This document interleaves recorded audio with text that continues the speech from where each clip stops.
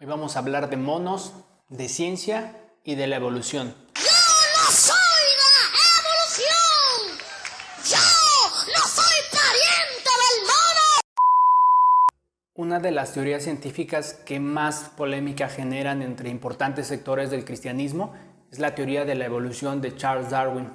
El famoso niño predicador decía que era un intento por despojar a Dios de su calor y de su afecto natural por la humanidad, y nos dio su tristemente célebre argumento en contra de la evolución. ¡Que el mono y la mona producen monitos hasta hoy! Eso nos enseñó en primer lugar que no entendía cómo funciona la evolución, pero más importante aún, que podemos hacer un remix con casi cualquier cosa.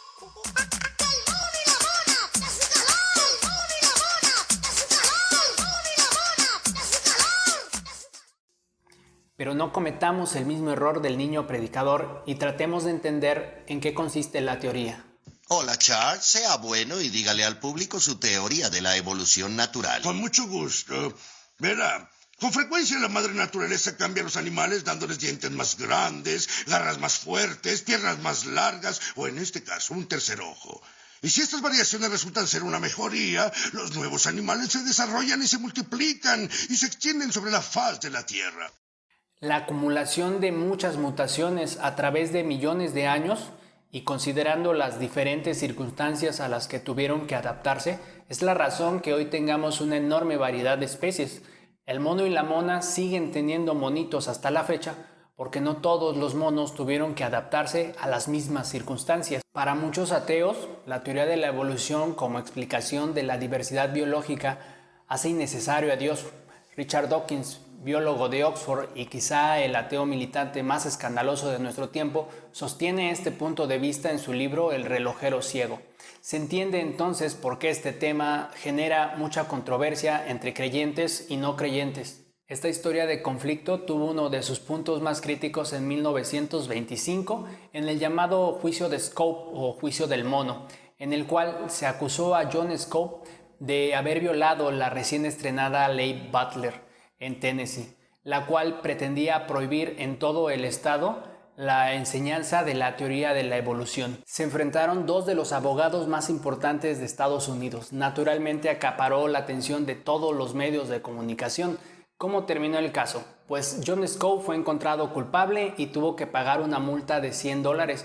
A los 5 días de terminado el caso murió el abogado acusador y hasta 1967 se derogó la ley Butler. Si te interesa el tema o las películas de abogados, te recomiendo que veas Heredarás el viento de 1960 o su adaptación más contemporánea de 1999. Una conclusión simplista nos podría llevar a pensar que la teoría de la evolución es mucho más compatible con el ateísmo que con el teísmo. Probablemente esa sea la opinión de la mayoría, pero no es la opinión de este filósofo presbiteriano.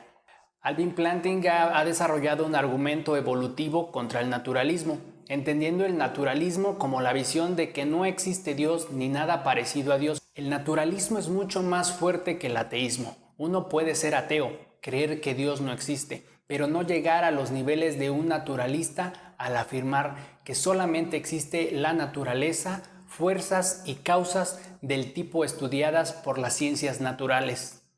Escucha, Morty, odio decirte esto, pero lo que la gente llama amor es en realidad una reacción química que lleva a los animales a procrear.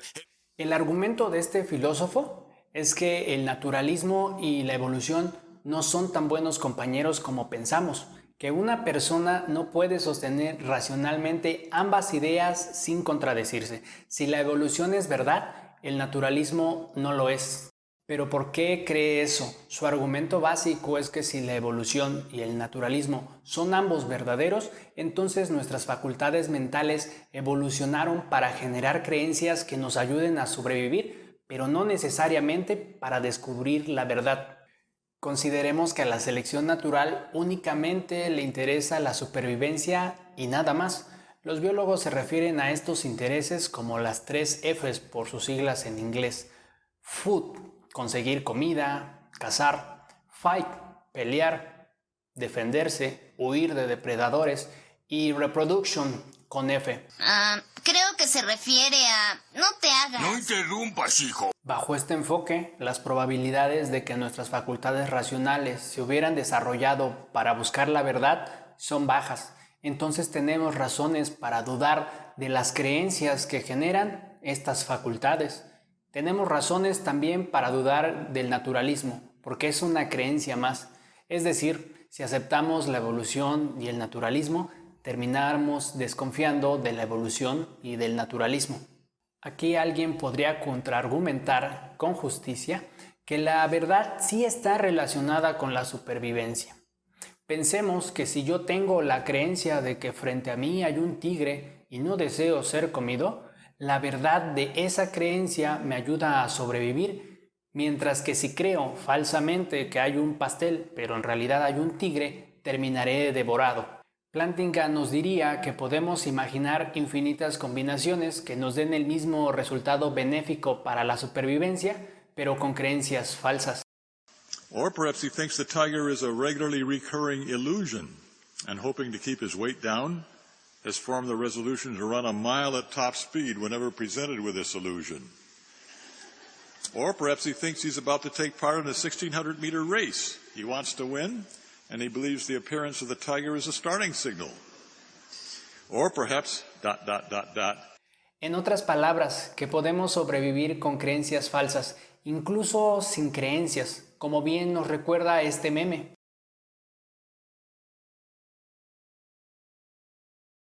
La conclusión es inevitable. La probabilidad de tener facultades racionales confiables, dado la evolución y el naturalismo, son bajas. Entonces tenemos razones para dudar de nuestras creencias, y si el naturalismo nos hace dudar sobre el naturalismo, entonces nos estamos disparando en el pie. Aunque esto nos resulte novedoso, lo cierto es que la idea está presente desde el mismo Darwin.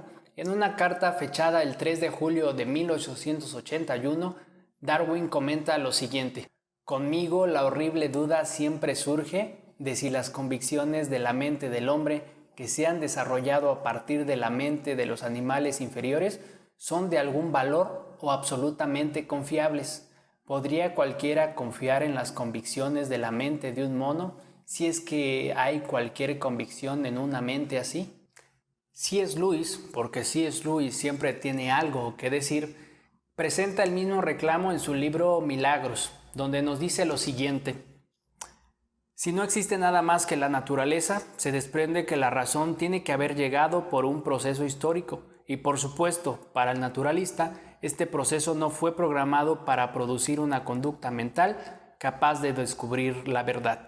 Este argumento es tan poderoso que incluso el filósofo ateo Thomas Nagel está siguiendo el mismo pensamiento.